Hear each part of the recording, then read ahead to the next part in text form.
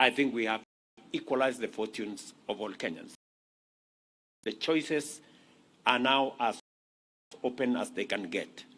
You have students joining either TVET or university equally, and they can sample opportunities also equally. And therefore, I am very proud of the journey that TVET has made, especially in the last 10 years. Our bottom-up economic transformation agenda also ignited tremendous momentum in job creation, opening up thousands of lucrative opportunities in the technical and vocational fields in our priority strategic pillars of affordable housing, universal health coverage, digital economy, and agro-industrial production, and throughout every other sector, locally and abroad. At the same time, reforms in our education sector, both in the competence-based curriculum and training and in the transformation of higher education funding model, have promoted relevance, skills, and competitiveness, and also inclusivity. We are also intentional about developing and providing high-quality human resource to support TVET. Humanity is now irrevocably plunged into the future of immense threats and crises that can only be surmounted by sustainable innovation and effective technology deployment against every risk and every challenge. The government is determined to ensure that Kenya is not left behind and that our young people remain at the forefront of global industrial and technical progress. Our education system has never been more essential, and TVET in particular is now a focal sector which must receive our full attention because we cannot afford to get it wrong. We must remember that our freedom struggle remains incomplete, and the attainment of inclusive growth and broad-based prosperity is our best way of winning freedom from hunger, disease, and want. Therefore, the United Nations Sustainable Development Goals, the Africa Union's Agenda 2063, and our Vision 2030 depend on our capacity to catalyze national transformation in a manner set out in the bottom-up transformation agenda. In other words, the freedom struggle of our time calls for a skills revolution driven by science, technology, and innovation. Consequently, we must supply our labor market with skilled and innovative human capital in order to unlock the vast opportunities in key sectors such as agriculture, the blue economy, renewable energy, manufacturing, infrastructure development, mining, housing, and climate action. For these reasons, we continue to drive the transformation of TVET system by implementing important reforms and developments, including, I already issued instructions that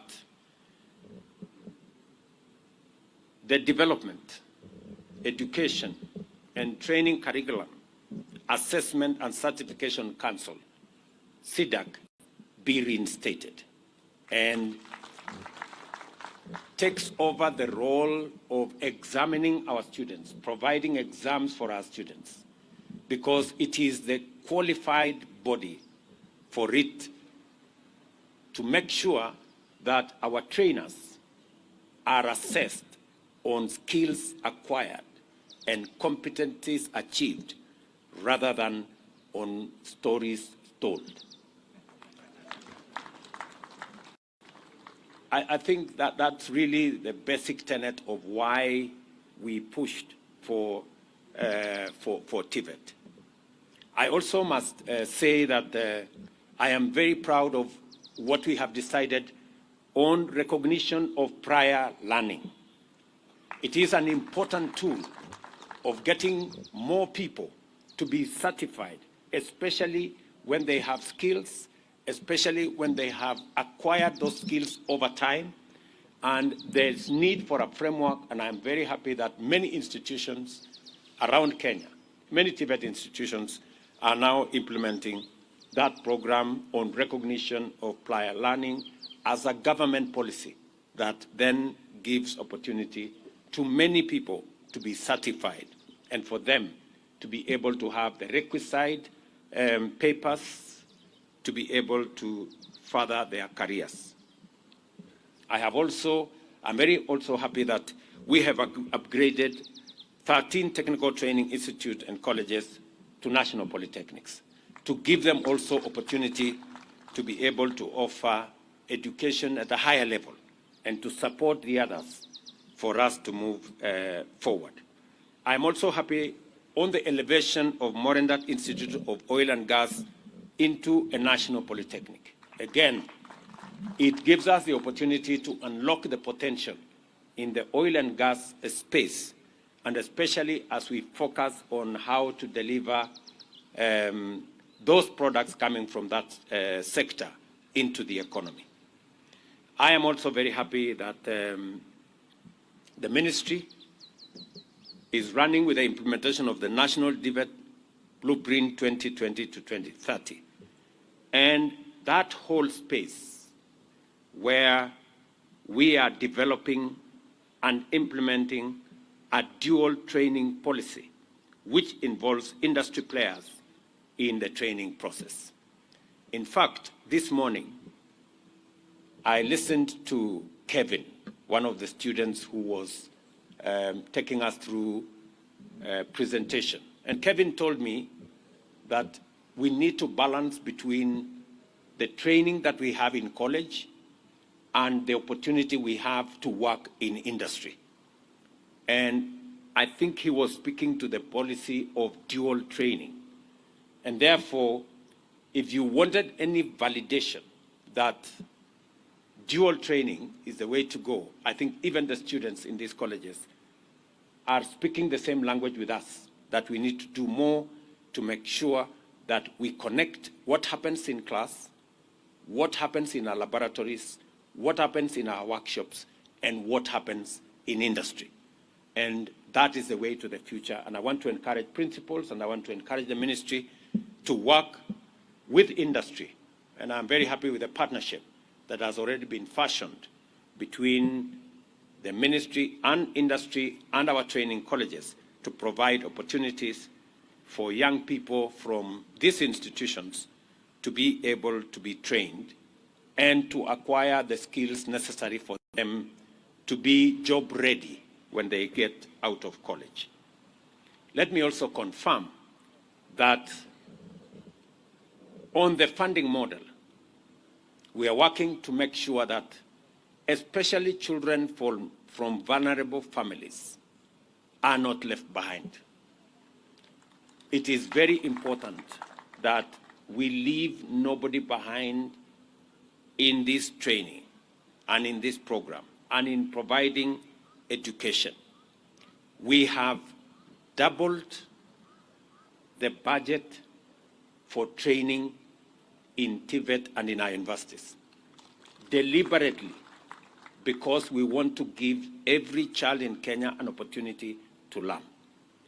I know that there has been a bit of confusion, and I have asked the ministry to clarify that some of the letters sent to parents may indicate 200,000, 300,000, but that is not what a parent is expected to pay. That is the cost of the course. The government is going to make scholarship, it's going to make loan available, depending on the financial ability of parents or guardians or sponsors of students, so that we make it possible for government to support as many students as possible, and also make it possible for government to support students from vulnerable families to the highest level possible. I also want to ask members of parliament to work with us on this program so that we can get the correct message out there that our intention is to make sure that our institutions have the requisite resources to run courses. I think in the past, TVET institutions, managers of our TVET institutions, managers of our universities were struggling because while government committed so much money, they delivered half or sometimes less than half, and therefore it became difficult for the training to go on. I'm also very happy that we have doubled the number of instructors in our TVET institutions. We had 1,300. We have hired another 2,000 TVET tutors to bring the total trained faculty to 3,300. I still want a conversation with the TVET stakeholders as to whether we have the optimal numbers or we still need to do something about the terms of service and all other requirements for us to be able to make sure that we are training our young people well. Let me also announce here that we have since concluded another program of about 13 billion shillings to equip another 70 TVET institutions with state-of-the-art facilities, again, to provide training for world-class exposure in the course of their learning. I want my PS Moria to clearly understand that these TVET institutions will be facilitated, and I want a clearer program on the delivery of this state-of-the-art equipment. I want to thank Germany for what they have done in other TVET institutions. I want to thank Canada for what they have done in some of our TVET institutions. And I want the ministry to work with TVET managers so that we can carefully identify institutions that will benefit from the supply of our new equipment into different parts of Kenya. Let me also say that we have established 213 Jitume centers in various parts of the country, complete with 370 trained tutors to support young people in preparing for and accessing digital jobs. So far, 516,000 young people have been trained and 152,000 digital jobs successfully accessed. I was very happy this morning to speak to Anne and to speak to Samson, some of the students who are, some of the graduates of our training program, that today they are monetizing their skills. They are working online. And I was asking Samson because many people do not believe that there are digital opportunities, digital jobs in that space. And I got a confirmation from Samson and many others that indeed they are monetizing their talent, they are working online, and we are framing that space. I have already worked with our members of parliament. We have changed the law, and we are going to have a digital hub that can support between 200 and 300 students in every ward in the Republic of Kenya. The chairman of the ICT committee, my good friend, the MP for this area, KJ, is right here. And I am working with him and the CDF committee to make sure that every ward in Kenya will have a working, equipped ICT hub. The CDF will construct the building. The government of Kenya will deliver internet. We are going to deliver computers. We are going to provide trainers. And young people from across Kenya will get an opportunity to monetize their talent in those spaces.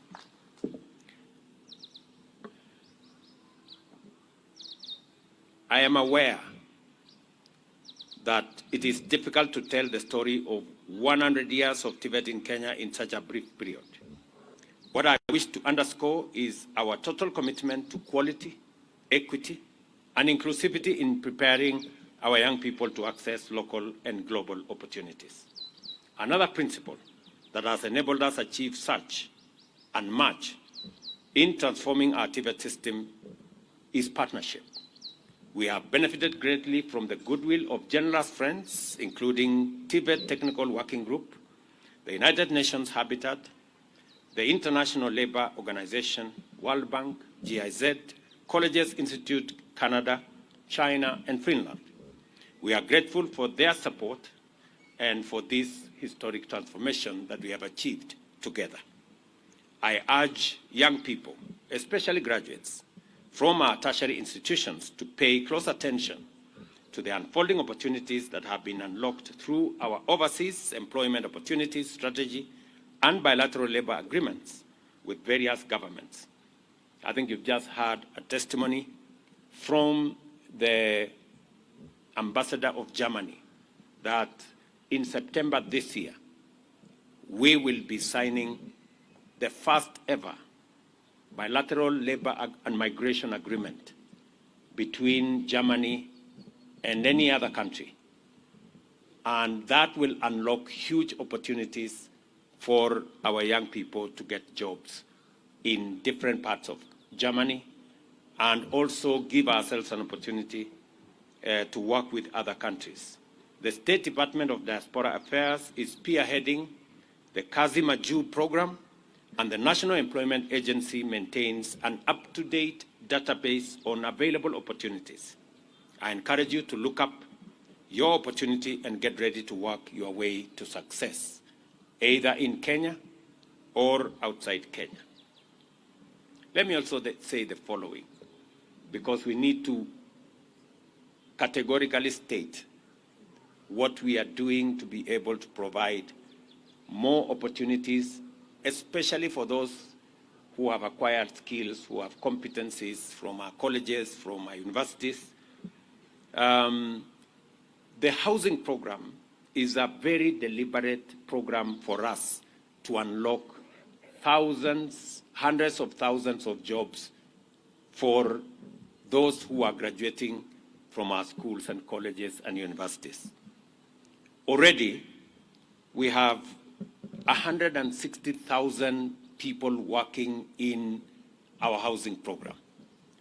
Last 2 weeks, in the newspapers, we announced another 4,000 opportunities for students from our TVETs or graduates from our TVETs and universities to provide professional expertise in our housing programs and market programs around Kenya.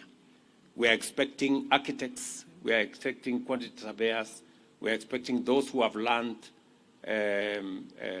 on many other supervisory skills to participate in that program as we grow jobs in that space. Let me also say, when I went through the program here, another young man called Anthony was talking to me about industrial automation. And again, manufacturing, industrialization is a space we must be very keen about. And I have made deliberate policy interventions to expand opportunities in our manufacturing and industrial space. Last year, for example, we said that we are going to reduce on the imports of clinker, of cement, of steel, of furniture. What happened when we did that and we imposed duty on imported clinker, cement, furniture that we can manufacture locally? On steel alone, 11 companies that had closed down started operations, employing 16,000 Kenyans. And we stopped the imports of steel billets and saved 100 billion Kenya shillings on foreign exchange. Apart from creating jobs, we saved on foreign exchange, and we created wealth and job opportunities locally by making sure that we deliberately promote local manufacture. In the same space, we stopped the importation of clinker so that we can manufacture clinker locally. We not only saved 20 billion of foreign exchange, we actually exported clinker from Kenya and made 10 billion shillings to the region. Apart from creating jobs locally and reducing the import of clinker by 95%. I went to open the factory in West Pokot, which now employs close to 2,500 people directly and another 2,500 people indirectly, and giving ourselves the opportunity to use local raw materials to manufacture our own cement, our own clinker, create jobs locally, create wealth locally, and stop hemorrhage from our foreign exchange. We must be deliberate. We must be intentional, whether it is with housing, whether it is with our manufacturing, whether it is with our digital jobs, and whether it is in our export of labor. We must be intentional on creating opportunities for young people in Kenya to work, either at home or abroad, so that we can enhance their incomes and give them opportunities to be the best of who they are. I also take this opportunity to thank trainees at our TVET colleges for their sterling contribution to the National Tree Planting Drive. So far, you have planted 3.8 million trees, exceeding the initial target of 500,000. I don't know who gave you this small target of 500,000. I think the target was very low, but you've done well. I am honored to call the young people of Kenya heroic partners in our effort to combat deforestation and climate change. 100 years of TVET in Kenya have been marked by relentless transformation, strong partnerships, robust endowment, and incremental opportunities. Today, we gather here where it all began, to envision the future over the next 100 years. I say in confidence that standing on the platform of this excellent legacy, TVET will power Kenya to the age of global competitiveness in industrialization, technology, and innovation. Let us therefore remain focused on our transformation agenda and the important cause of endowing Kenya with a skills capital through equity, quality, and inclusivity. I am very confident that together, working together, we should be able to get our act in the right place and take Kenya to the next level. Thank you very much. My congratulations to all of you. God bless you, and God bless our great country, Kenya. Asanteni sana. Thank you very much, Your Excellency. And together with celebrating 100, there is the launch of the Centenary Block Model and Strategic Plan 2023, which we'll do from there. But allow me to invite the Prime Cabinet Secretary, the PSS President, the German Ambassador to flank His Excellency as we now launch the Centenary Block and Strategic Plan 2023-2027 at the count of 5. So if we can, I think let's join His Excellency on stage. Just the PS is present, and the German Ambassador and the Prime Cabinet Secretary. The rest we can all witness from where we are, so that we're not too many. And I'll count down by 5. And with that, we have now come to the end of this particular ceremony. So after His Excellency has done a brief inspection of the model,